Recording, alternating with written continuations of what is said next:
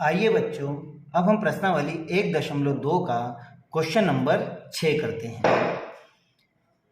व्याख्या कीजिए कि 7 गुणित 11 गुणित 13 प्लस 13 और 7 गुणित 6 गुणित 5 गुणित 4 गुणित 3 गुणित 2 गुणित 1 प्लस 5 भाज्य संख्याएं क्यों हैं।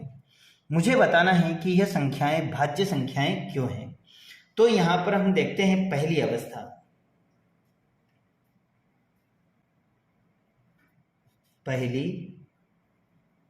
अवस्था, तो पहली अवस्था में मुझे इन्होंने संख्या दी है 7 गुणित 11 गुणित 13 प्लस 13। अब मैं यहाँ देखता हूँ कि इस संख्या में से 13 कॉमन है, तो मैं यहाँ इस संख्या में से 13 को ले लेता हूँ कॉमन। तो मेरे पास शेष क्या बचता है 7 गुणित 11 गुणित 13 प्लस 1, क्योंकि यहाँ 13 एक गुणनखंड है, इस संख्या में 13 एक गुणनखंड है, तो दी गई संख्या 13 से भाज्य होगी।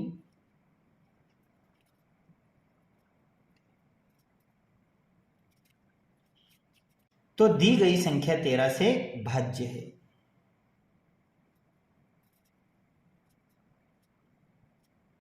तेरह से भाज्य है।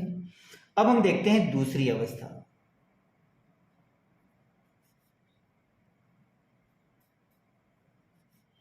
दूसरी अवस्था में इन्होंने मुझे दिया है 7 गुणित 6 गुणित 5 गुणित 4 गुणित 3 गुणित 2 गुणित 1 प्लस 5।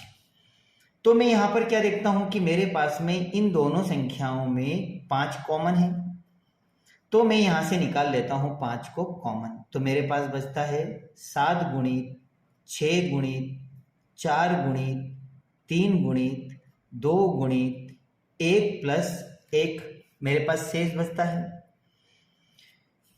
क्योंकि यहां पर भी हमारे पास में 5 एक गुणनखंड है, तो दी गई संख्या 5 से भाज्य है।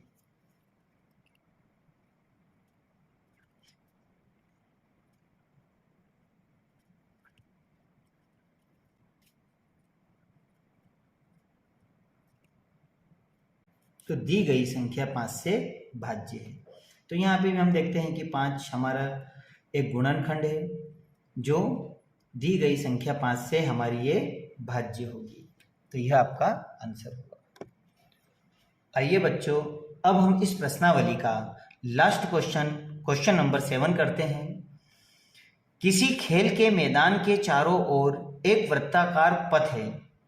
इस मैदान का एक चक्कर लगाने में सोनिया को 18 मिनट लगते हैं, जबकि इसी मैदान का एक चक्कर लगाने में रवि को 12 मिनट लगते हैं। मान लीजिए कि वे दोनों एक ही स्थान और एक ही समय पर चलना प्रारंभ करते हैं, एक ही दिशा में चलते हैं। कितने समय बाद वे पुनः प्रारंभिक स्थान पर मिलेंगे। तो यहाँ पर इस सवाल को हल करने के लिए मुझे इसका एलसीएम ज्ञात करना होगा। तो क्वेश्चन नंबर 7 देखें। क्वेश्चन नंबर 7 में मेरे पास में यहाँ 18 और 12 का मुझे एलसीएम ज्ञात करना होगा। ज्ञात करेंगे। जब मैं 18 के फैक्टर करता हूं, तो 18 के फैक्टर होते हैं मेरे पास 2 9 18, 3 3 9 और 3 एकम 3। वहीं पर 12 के फैक्टर होते हैं मेरे पास 2 6 12, 2 3 6 और 3 एकम 3।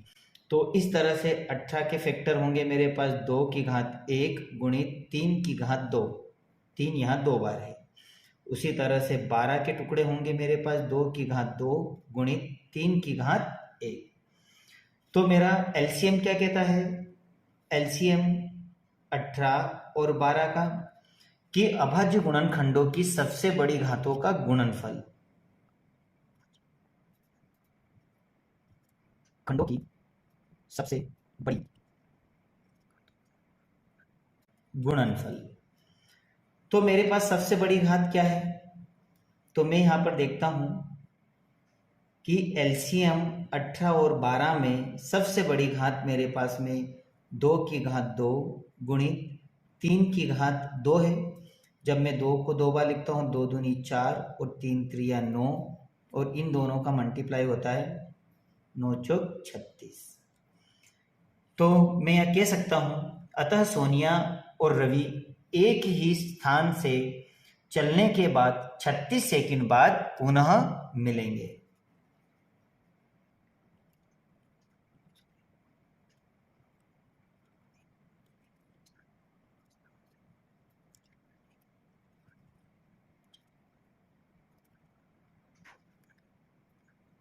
पुनः मिलेंगे, और यही आपका आंसर है। तो इसका स्क्रीनशॉट लेकर इस सवाल को कर लें।